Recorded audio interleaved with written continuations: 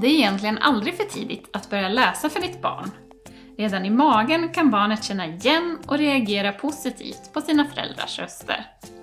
För många kan det kännas meningsfullt att vänta tills barnet kan fokusera blicken och faktiskt se bilderna i boken innan man börjar läsa.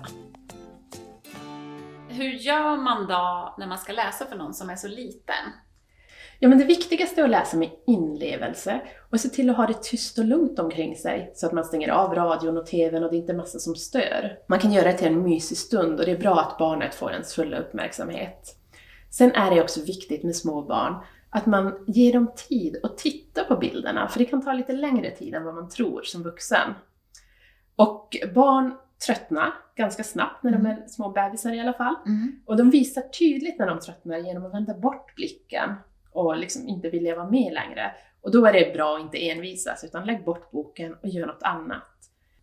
Spelar det någon roll då vad man läser?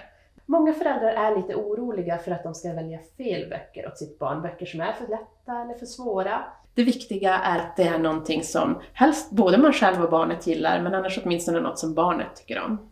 Om jag ändå vill ha några tips då, vad ska jag tänka på? Vad finns det några böcker som passar bra för så små barn? För de allra minsta barnen så är det jättebra med rim och ramsor.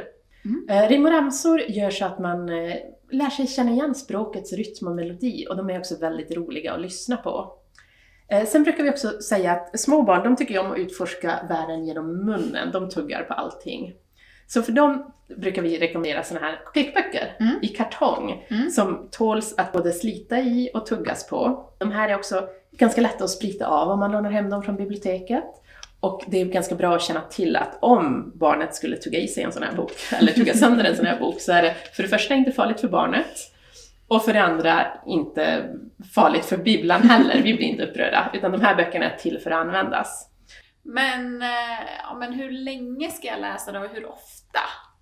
Man brukar säga att ungefär 15 minuter om dagen är bra. Om det är så att man missar några dagar eller en vecka här och där så är inte det hela världen. Det är mycket bättre att läsa lite grann än att inte läsa någonting alls. Även om det skulle vara så att man har haft väldigt trassliga småbarnsår och barnet plötsligt har blivit 4 år och man upptäcker att man inte har läst en enda bok, så är det fortfarande inte för sent. Språkutveckling pågår ju under hela livet lyckligtvis.